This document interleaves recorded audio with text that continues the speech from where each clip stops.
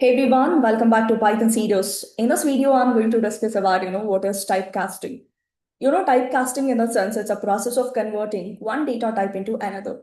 So basically, we have two different types of typecasting. One is implicit typecasting, another one is explicit typecasting. Implicit typecasting is also called as, auto typecasting. That means Python automatically converts a smaller type into a larger type to avoid a data loss. So what do you mean by that? Let's say you have a integer. Integer is one of the data type and float is another type. If I add them, by default, automatically it converts integer and float. It performs an operation and it gives you result. Among integer and a float, obviously a float is going to be the dominant and it's giving you result in the form of float. Okay, let's say you have integer, you have a float, along with that you have a Boolean value. So again, it converts automatically. It will understand which is integer, which is float, which is Boolean. It has taken Boolean value like a 1 and it gave us the answer, right? So let's say you have a combination, something like this, 2 plus 3.4 plus 2 plus, I can also take a complex number like this, 5G. Again, Python knows how to convert and automatically it is converting data type and it is doing calculation for you. Hope you understood. This is what we call it like a implicit typecasting. So next thing, what is explicit typecasting? Explicit typecasting in a sense, you manually convert data types using built-in functions. So what do you mean by that? Let's say, for example, first function you have is basically integer. With the help of this integer, what you can do, you can convert float to integer, you can convert bool to integer, okay, and so basically, a string cannot be converted into integer. String cannot be converted into integer. I'll show like how you can do a typecasting. First step, let's say for example, you have a is equal to 3.4. We know that a is 3.4 is a float. If I just apply a function integer of 3.4, you know what would be the result? You know what would be the result? It's not a float, it's going to be an integer because integer is a function which converts float into integer. Okay, so here what did we do? We just converted float to integer. Okay, same thing you can try with Boolean. You can also convert a Boolean value into an integer. That is possible with the help of int function. So here explicitly we are selecting a function and we are forcibly converting, right? So that's the reason it's an explicit typecasting. Okay, if I say integer of a true, we know Boolean integer value of a Boolean true is always a 1, right? See, it's an integer. Hope you're getting. So similarly, can we convert string to a float? Actually, no. Still, let me try to give hi. It gives me an error. String cannot be converted into an integer. But what if you have a string integer or maybe float integer? See, if I pass string integer, I'm just passing integer of string 2. It converts. It sees that 2 is an integer. It's converting. So similarly, okay, if I pass string float to an integer, do you think it's going to work? See, I'll just call 3.4. Actually, no. Integer has a capacity. Int function can convert float to an integer, boolean to an integer, string integer to an integer, but it cannot convert string float or string to an integer. So please remember this. Okay. Okay, this is all about an integer function. Next important thing is like a float. So with float, what we can do, so float can be used to convert integer to float. Let's say you have an integer value and you want to convert that into a float. So how do you convert? So in the place of integer, I'm just using float and let's give an integer value, okay? If I say float of 3 or float of 4, see, it's converting into a float. 4 has become a 4.0. So similarly, you can also convert bool to float.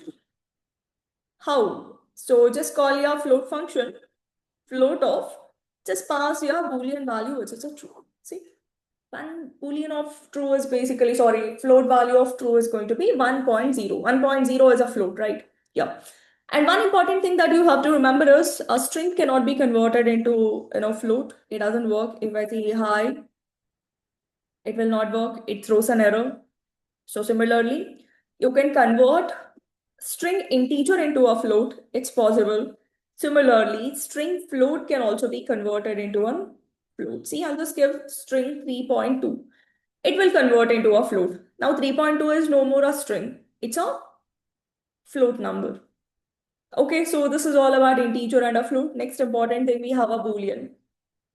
Okay, in a boolean, one important thing that you have to remember is boolean of anything is always a true. See, if I give boolean of 2, it gives you true. If I say boolean of 3.4, it gives you true. If I say boolean of hello, it gives you true. So boolean of everything is going to be true always only for few cases. If you pass boolean of 0, if you pass boolean of false, if you pass boolean of none, empty list, empty dictionary, or empty set, empty tuple, only for these things boolean might give you, false. Otherwise, for all other cases, give any value, it always gives you true. See, for these things, it just gives you false. Boolean of empty things is basically a false. Can you see? If I pass Boolean of none, yeah, it's going to give us a false. This is all about a Boolean. So next important thing that you have to remember is coming to string. Okay. So what kind of conversions we can do with a string? Let's say, for example, yeah, you have an integer, right? So 2 is an integer. If I pass that 2 into a string, it just becomes a string. See? 2 is an integer, but it has become a string. So similarly, if you pass a float, again, 2.3 if I say, or 2.4, it becomes a string. Similarly, if I pass,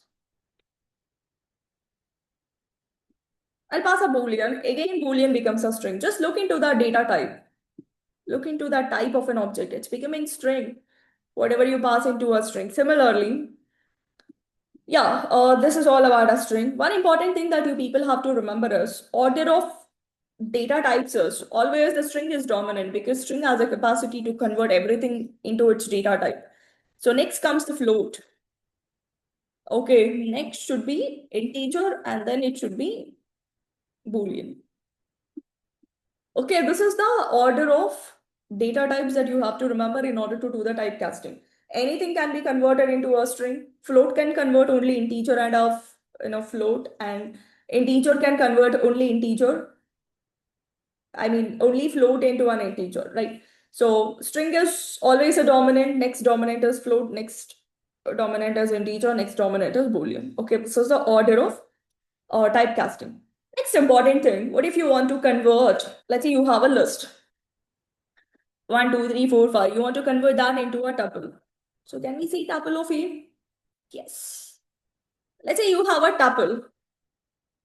Okay, let's say you have a tuple and you want to convert that tuple into a list.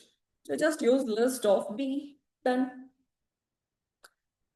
Okay, you can also convert into a set. Let's say you have set of A, it works. Let's say you say set of B, it works. Okay, but you cannot convert a list to a dictionary, set to a dictionary, or tuple to a dictionary. And even dictionary cannot be converted into the normal approach. Okay, so this is all about our typecasting. And also one more important thing that I need to discuss with the same typecasting is, nested elements. You know what is nested?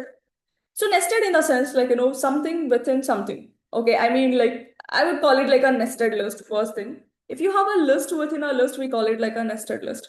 Let's say, for example, you have a main list and within that you are giving sub list, right? We call this as a list within a list, which is a nested list. Okay, same way you can also create a nested tuple. So tuple within a tuple. See, 3, 4 works. So this is tuple within a tuple. Clear? So this is all about nested list and also nested tuple. So this is all about, the typecasting, which is implicit and also explicit, converting one data type into another data type. Hope it's clear. Happy learning.